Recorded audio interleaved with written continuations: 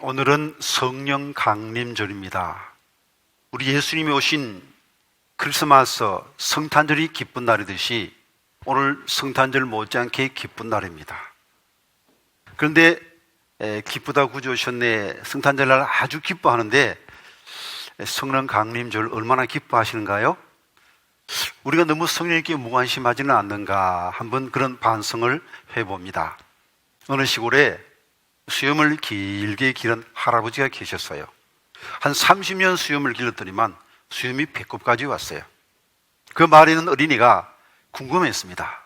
그래서 하루는 물었습니다. 할아버지는 주무실 때 수염을 이불 안에 넣고 주무세요? 이불 밖에 내놓고 주무세요? 잘 모르겠는데 오늘 한번 자보고 내일 가르쳐 줄게. 그리고 주무시는데 이불 안에 넣으니 좀 가까운 것 같고 밖에 내놓으니까 좀 더 허전한 것 같고 안에다가 밖에 넣었다가 밤새도록 해봤지만 평소에 어떻게 했는지 알 수 없었다고 합니다. 30년 달고 지낸 수염을 어떻게 두는지 잘 몰랐어요. 수염에 대해서 너무너무 무관심했죠. 이것처럼 우리 그리스도인들이 우리와 함께 계신 성령님께 너무 무관심한지는 않은지 한번 자신을 살펴봐야 되겠습니다.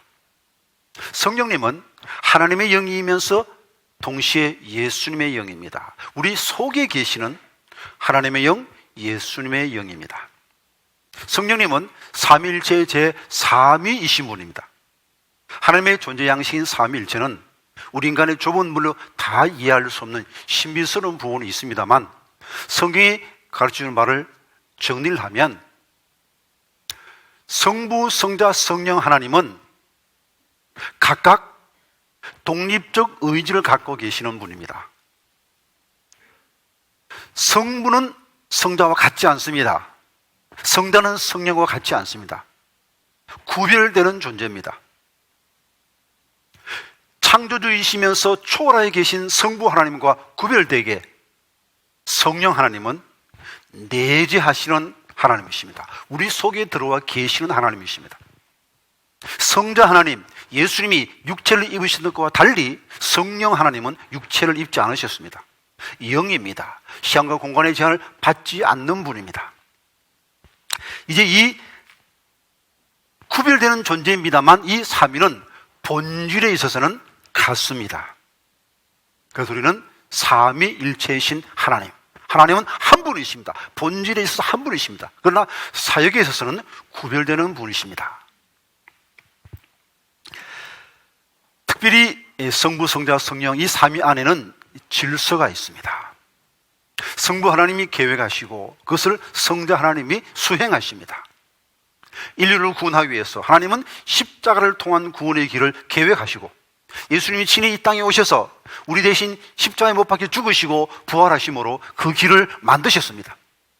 자, 천국 가는 길이 만들어졌다고 다 천국 갈 수 있습니까?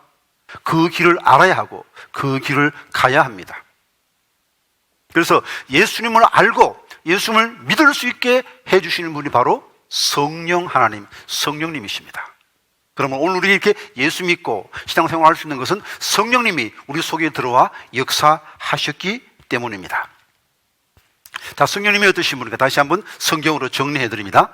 요한복음 14장과 사도행전 2장 말씀 같이 읽어봅니다.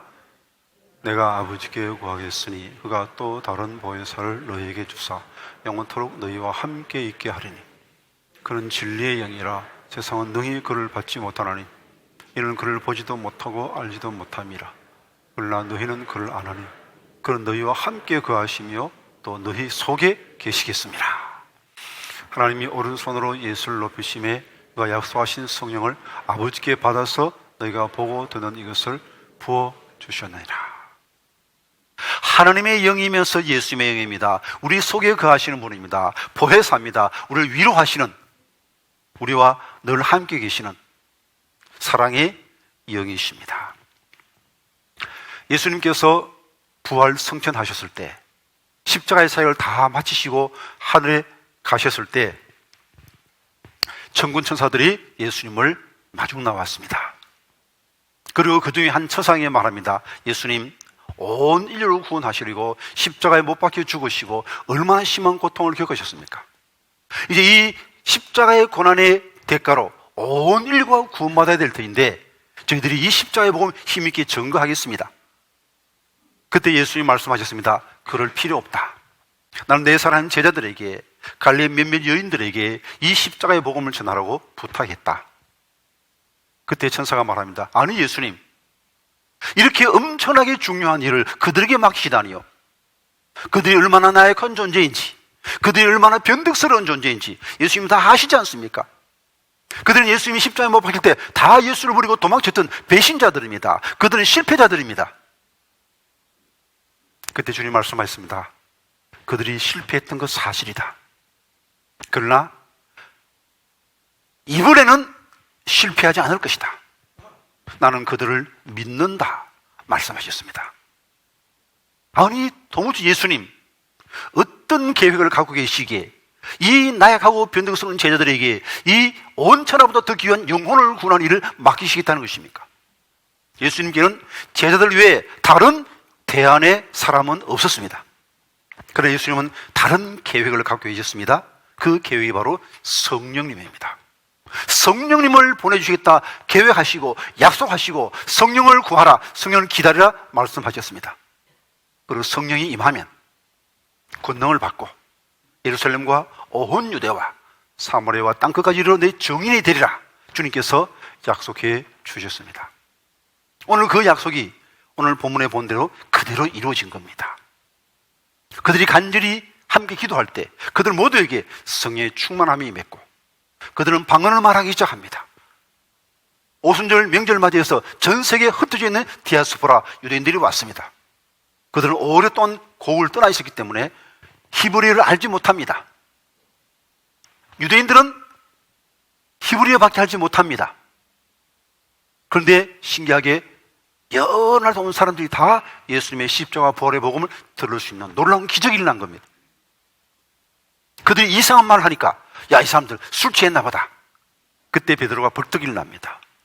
지금 오전 9시입니다. 이들은 술 취한 것이 아니고 성령의 충만함을 입은 겁니다 하고 십자가의 복음 증거합니다. 그랬더니 그들이 하루에 3,000명이 회개하고 세례받고 예수 믿게 됩니다. 그리고 성전에 모여서 함께 예배드리고 또 가정에서 함께 예배드리고 아름다운 사랑의 공동체를 이룹니다. 놀라운 변화, 놀라운 역사 누구를 통해서 이루어졌습니까? 바로 제자들을 통해서, 실패했던 나약한 그들을 통해서 놀라운 역사가 일어난 겁니다. 바로 성령께서 그들과 함께 계시고 성령께서 그들을 사용하셨을 때, 그들이 성령의 도구가 되었을 때 그들은 위대한 기적을 행하는 놀라운 삶을 살 수가 있었던 것입니다. 이제 우리가 기억할 것은 이 성령 충만으로 만들어진 공동체, 그게 무엇입니까? 그게 바로 교회예요. 교회는 건물이 아닙니다. 조직도 아닙니다. 교회는 성령의 역사로 예수 믿게 된 사람들의 모임, 이게 바로 교회입니다. 그런 의미에서 우리 모두는 교회입니다. 우리가 교회입니다. 이 세상에 두 종류의 교인이 있습니다. 교회 다니는 사람이 있습니다. 이 사람은 교회 오면 믿음이 좋아지는데 교회를 몇 주 빠지면 믿음이 약해집니다. 그러나 교인이 있습니다. 이 사람은 교회 모이나 안 모이나 상관없이 이 사람이 가는 곳이 바로 교회입니다. 이 사람이 가정에 가면 가정의 교회가 되고 이 사람이 직장에 가면 직장의 교회가 되는 것입니다. 이 속에 성령이 살아 역사하시면 우리가 교회되어서 이 세상을 변화시킬 수 있고 이 세상을 복되게 만들 수 있는 것입니다. 이제 오늘 본문에 보니까 이 성령님은 예수 믿는 모든 사람에게 주어집니다. 나이 많은 사람, 젊은 사람 상관없이, 부모, 자녀 상관없이 모든 세대 사람들에게 성령의 충만함이 주어졌습니다. 그러므로 부모님도 성령 충만함 받아야 되고 자녀도 성령 충만함 받아야 되고 할아버지 할머니도 성령 충만함을 받아야 합니다. 사도행전 2장 17절 39절 같이 읽어봅니다. 하나님이 말씀하시기를 말세 내가 내 영을 모든 육체에 부어주린 너의 자녀들은 예언할 것이요 너의 젊은이들은 환상을 보고 너의 늙은이들은 꿈을 꾸리라. 이 약속은 너희와 너희 자녀와 모든 먼데 사람 곧 주 우리 하나님이 얼마든지 부르시는 자들에게 하신 것이라 하고, 이제 우리 성도님의 가족 전부가 다 성령 충만함 받으면 바로 여러분의 가정이 가정교회가 됩니다. 오늘 초대교회의 놀라운 부흥은 베드로의 설교만 가지고 된 게 아닙니다. 물론 능력 있는 베드로의 설교도 있었지만 그 베드로의 설교를 듣고 은혜 받은 사람이 자기 동네에 가서 가정에 가서 모든 사람으로부터 칭송받는 가정교회를 이루었을 때 하나님께서 구원받은 사람을 더하게 하시고 교회가 크게 부흥될 수 있었던 것입니다. 바라기는 여러분 성도님의 가정이 칭송받는 가정교회 되어서 성령 충만한 가정교회 되어서 하나님께 쓰임받는 복된 공동체 될 수 있기를 간절히 기원드립니다. 그럼 어떻게 하면 우리 가정이 하나님께 쓰임받는 성령 충만한 가정교회가 될 수 있을까요? 먼저는 성령의 위로하심을 받고 일어서야 합니다. 사도행전 2장 14절 이하의 말씀 같이 읽어봅니다. 베드로가 열한 사도와 함께 서서 소리를 높이려되 너희들과 예루살렘에 사는 모든 사람들아 이 일을 너희로 알게 할 것이니 내 말에 귀를 기울이라. 때가 제3신이 너희 생각과 같이 이 사람들이 취한 것이 아니라 그런즉 이스라엘 온 집은 확실히 알지니 너희가 십자가에 못 박은 이 예수를 하나님이 주와 그리스도가 되게 하셨느니라 하니라. 이 베드로의 선지를 듣고 3,000명이 회개했는데 이 베드로는 어떤 사람입니까? 50일 전에 예수님을 3번 모른다고 부인한 사람입니다. 맹세하여 부인했고 저주하여 부인한 사람입니다. 베드로도 생생히 기억하고 있고 그리고 베드로의 말을 기억하고 있는 사람들이 많았을 겁니다. 아니 베드로가 무슨 낯짝으로 지금 설교하는 겁니까? 무슨 낯짝으로 전도하는 겁니까? 도저히 베드로 스스로의 양심으로는, 베드로 스스로의 용기로는 지금 사람 앞에 나가서 예수의 복음 전할 수 없는 거예요. 그러나 성령이 충만함이 임했을 때 성령께서 베드로의 마음을 위로해 주셨습니다. 성령은 comforter, 위로자입니다. 우리를 일으켜 주시는 분입니다. 베드로야, 너의 잘못 예수님이 다 해결해 주었다. 예수님이 십자가로 너의 모든 죄는 다 해결되었다. 그리고 얼마 전에 갈릴리 해변에서 주님께서 너에게 뭐라고 말씀하셨느냐? 나를 사랑하느냐? 내 양을 먹이라 말씀하지 않았느냐? 예수님의 말씀이 기억나게 해 주셨습니다. 그 순간 베드로는 벌떡 일어서서 힘있게 복음을 전할 수 있었던 겁니다. 이런 동일한 역사가 오늘 우리 삶 속에, 여러분의 가정 속에 일어날 수 있기를 바랍니다. 우리 전도할 때 제일 장애물이 무엇입니까? 바로 우리의 과거입니다. 제대로 살지 못한 나, 죄 지었나, 이런 주제에 내가 무슨 설교를 하겠다고, 무슨 전도를 하겠다고, 그런 자격지심이 있는 거죠. 그때 한번 전도해볼까 생각하면 마귀가 조종합니다. 야, 니까지게 무슨 전도를 해? 너나 잘 믿으세요. 그 말 들으면 낙심할 수밖에 없죠. 그리고 그때 성령님의 말씀을 들어야 됩니다. 성령님의 위로를 받고 다시 일어서야 됩니다. 내 모든 죄는 십자가로 다 해결되었다. 죄인임에도 불구하고 주님은 나를 사랑하신다. 실패했음에도 불구하고 지금 주님께서 나를 믿어주신다. 나 아니고는 예수님의 이 일을 할 사람이 없다. 이 사실을 기억하고 다시 일어서야 합니다. 성령의 충만함이 임하면, 성령님이 역사하시면 실패자도 변절자도 위대한 인물로 쓰임받을 수 있습니다. 또한 우리는 성령의 충만을 하여 칭송받는 가정교회를 세워야 합니다. 44절에서 47절까지 같이 읽어봅니다. 믿는 사람이 다 함께 있어 모든 물건을 서로 통용하고 또 재산과 소유를 팔아 각 사람의 필요를 따라 나눠주며 날마다 마음을 같이하여 성전에 모이기를 힘쓰고 집에서 떡을 떼며 기쁨과 순전한 마음으로 음식을 먹고 하나님을 찬미하며 또 온 백성에게 칭송을 받으니 주께서 구원받는 사람을 날마다 더하게 하시니라. 이 초대교회 모습이 바로 교회 원형입니다. 바로 우리가 이런 교회가 되어야 됩니다. 그들은 예수 믿고 나 혼자 구원받고 나 혼자 기뻐하지 않았습니다. 이 기쁨을 이웃과 나누었습니다.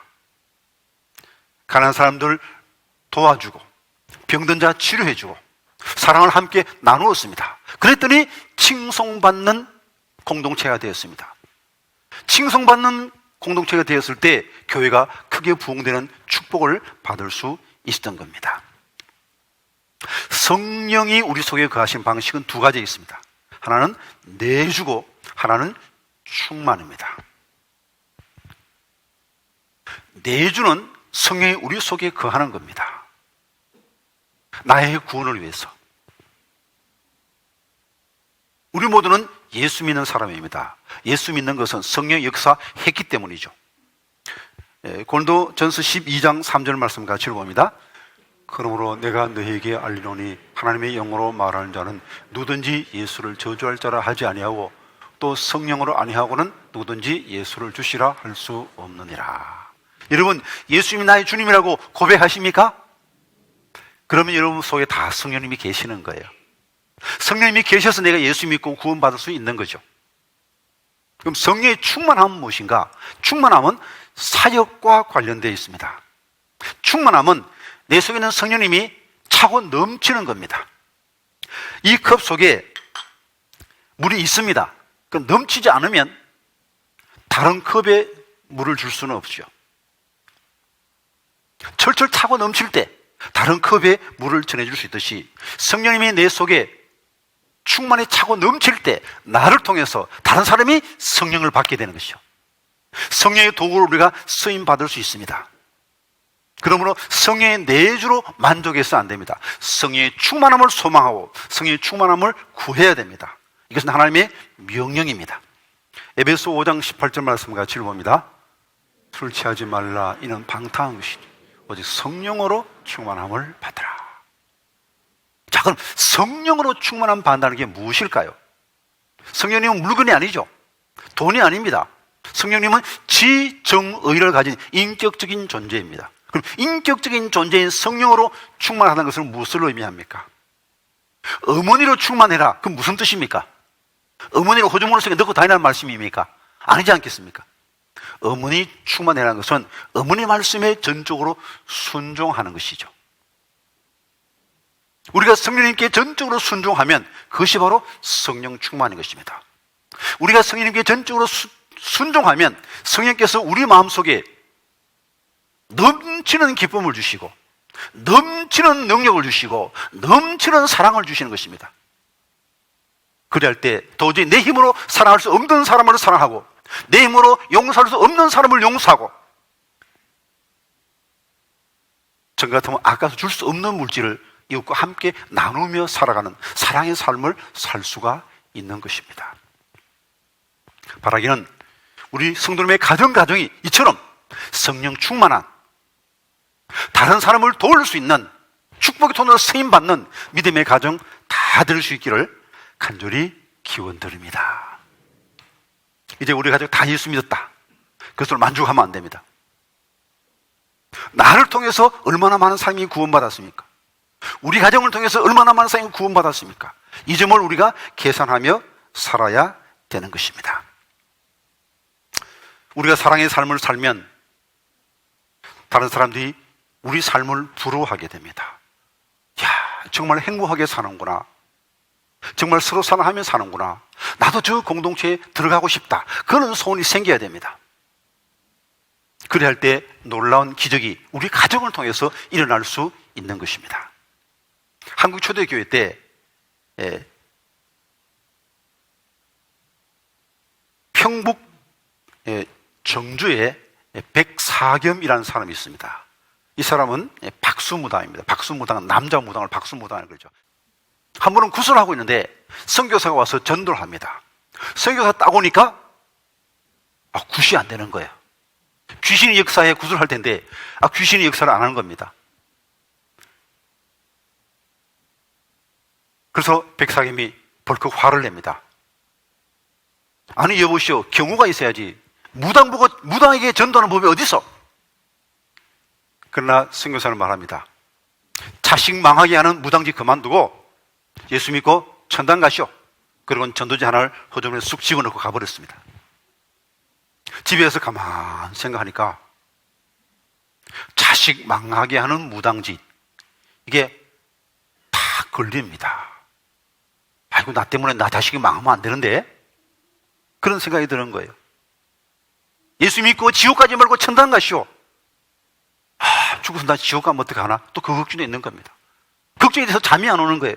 그렇게 며칠 밤을 잠을 못 잤더니 그만 덜컥 병이 났습니다. 온몸이 펄펄 열이 끓습니다. 죽게 생겼어요. 그때 전도지 받은 게 기억이 났습니다. 그래서 부인한테 그 전도지 보여주면서 이거 한번 읽어보라고. 그 부인이 읽어주는데 그 순간 성령님이 역사합니다. 그 간단한 복음의 내용이 가슴에 확 와닿습니다. 그래서 예수 믿기로 결심하고 그 다음날 온 가족 데리고 교회에 나갔습니다. 교회가 깜짝 놀랐습니다. 유명한 박수무당이 온 가족 다 데리고 교회에 왔습니다.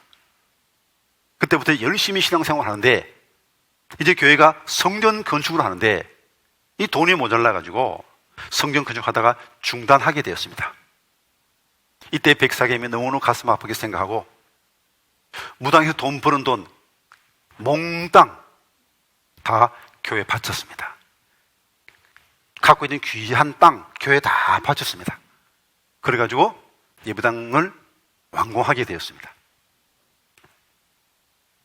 그런데 땅을 다 교회에 바치고 나니까 먹고 살 길이 막막합니다. 전에는 무당지에서 먹고 살았는데 이제 무당지도 못하고 농사 지을 땅도 없고 하니까 선교사님이 교회에 와서 사찰로 일해라. 그래가지고 온 가족이 교회를 합니다. 근데 그 교회를 하는데 보니까 아들이 얼마나 영리하고 부지런하고 똑똑한지 선교사님이 이 사람 유학 보냅시다. 그렇게 해가지고 이 사람이 유학 가서 공부를 잘 마치고 박사학위를 받고 돌아와서 이제 한국교회 귀한 일꾼이 됩니다. 이 사람이 바로 백남석 교수입니다. 연희전문학교 교수가 되었습니다. 혹시 이런 동료 아십니까? 가을이라 가을바람 솔솔 불어오니, 현재명 작곡한 이 가을이라는 이 동화, 이 작사자가 바로 백남석 교수입니다. 성령님 역사하시면 무당도 전도자가 될 수 있고 소경도 쓰임받을 수 있는 겁니다. 온 가족이 쓰임받을 수 있는 겁니다. 성령 충만하면 여러분의 가정도 하나님께 영광 돌리는 멋진 가정 될 수 있습니다. 이런 소망의 꿈을 품어야 되겠습니다. 코로나19로 벌벌 두려워 떨고 있는 그들, 죽음을 두려워하고 있습니다. 그들에게 죽음이 두렵지 않은 천국 복음을 힘있게 증거할 수 있기를 바랍니다. 많은 사람이 또 경제를 어려워하고 있습니다. 그들에게 사랑을 나누십시다. 그래서 우리 그리스도인이 진정으로 그들을 사랑하고 있음을 보여주십시다. 그래야 성령의 도구로 쓰임받아 하나님 나라를 크게 확장시키는 거룩한 가정교회, 성령 충만한 가정교회 다 될 수 있기를 간절히 기원드립니다.